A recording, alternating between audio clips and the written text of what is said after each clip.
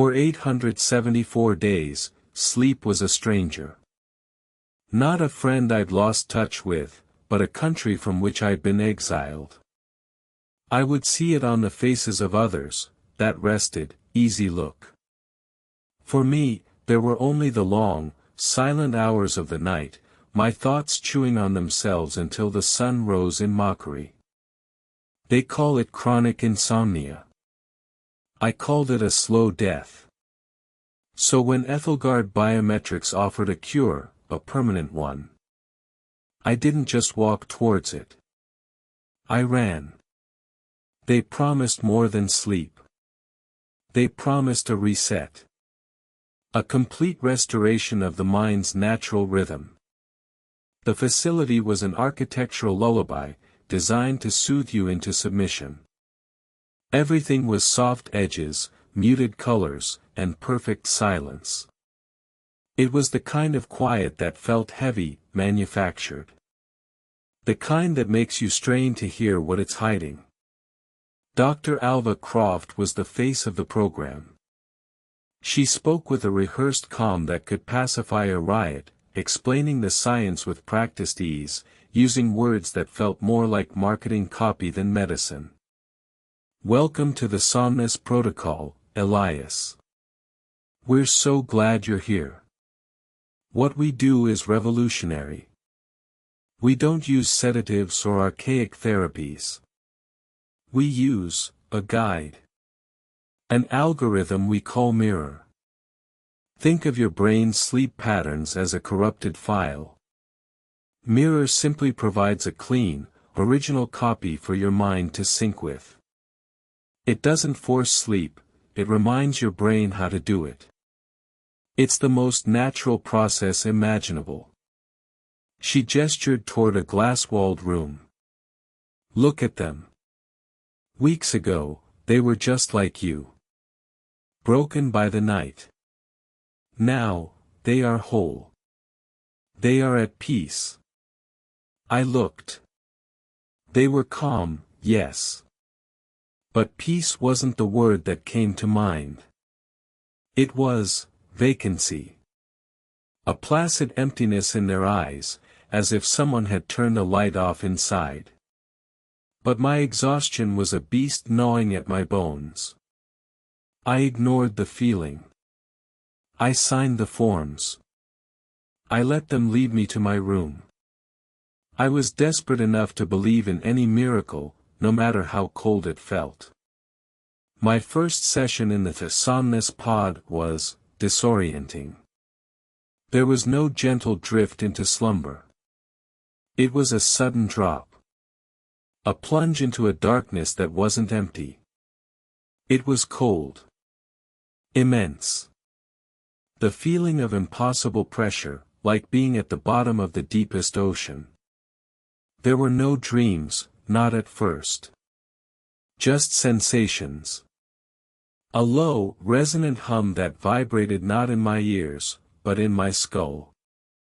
And fragmented images, strobing in the blackness, twisted metal, panicked shouting muffled by water, and a faint, blue light pulsing rhythmically. A song beneath the silence. I woke up 8 hours later feeling reborn. The fog was gone. The world seemed sharper, colors more vibrant. For the first time in years, my mind was quiet. The cure was real. It worked. The relief was so profound it felt like a religious experience.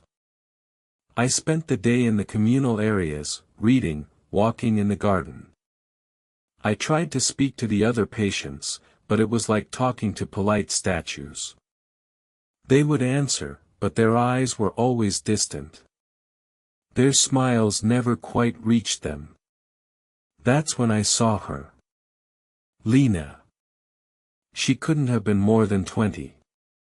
She was drawing, over and over, the same shape.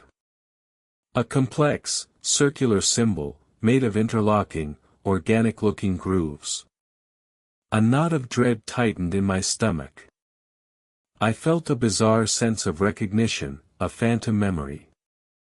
It felt familiar. Dangerous. "What is that you're drawing?" I asked. Her voice was a hollow whisper. "It's the pattern. The pattern from the dream. He draws it, too." "He? Who?" Her eyes didn't focus on me. "The man in the water. The one who sings the chant." The chant. The word echoed in my mind, unlocking a door I didn't know existed. That night, my second session was different. The mirror algorithm pulled me down again, but this time, the dream was clearer. I wasn't just feeling the pressure of the deep. I was there. I was seeing it through someone else's eyes. A cramped submersible. The terrified face of a pilot named Chant. The insane laughter of a pirate. And outside the porthole, a sphere. A dark, organic sphere covered in glowing blue grooves that formed a familiar, terrifying pattern. The same symbol Lena was drawing. A voice, hoarse with panic, echoed in the dream, narrating the horror. The voice of a man named Dr. Eris Thorne.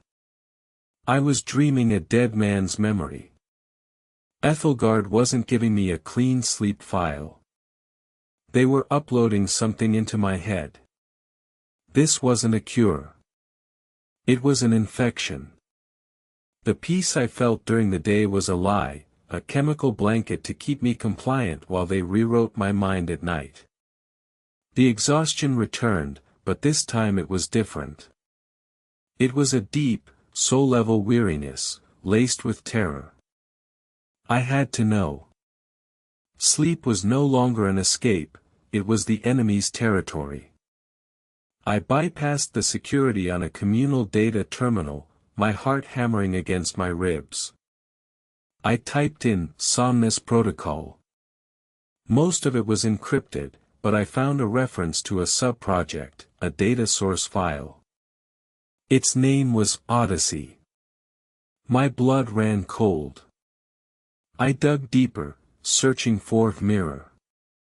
I found a developer's log, a single, chilling line of text. Synchronizing. Harmonic resonance. It wasn't about sleep. It was about tuning. They were tuning us, all of us, to that signal from the abyss. The chant.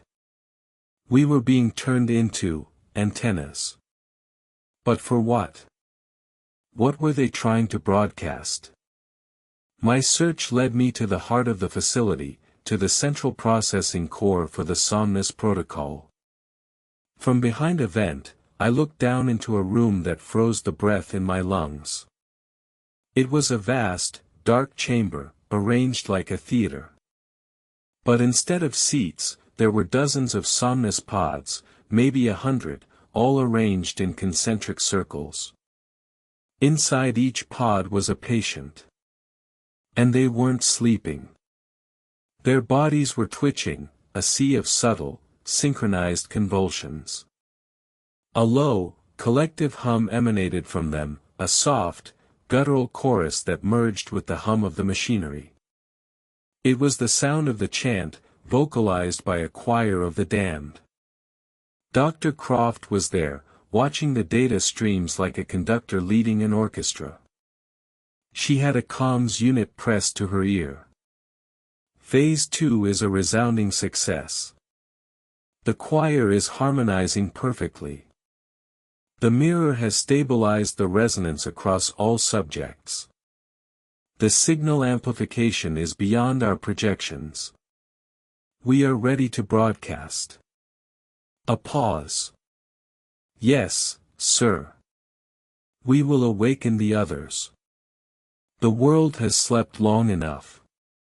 Her eyes shifted, scanning the room, and landed directly on me. We have a discordant note.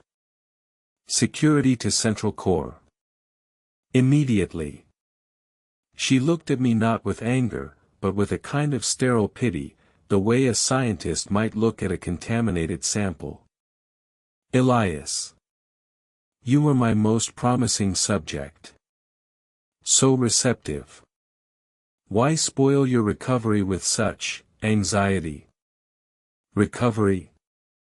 I spat, my voice shaking.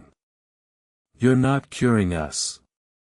You're turning us into radios for that thing from the ocean. Her smile was the most terrifying thing I had ever seen. It was serene.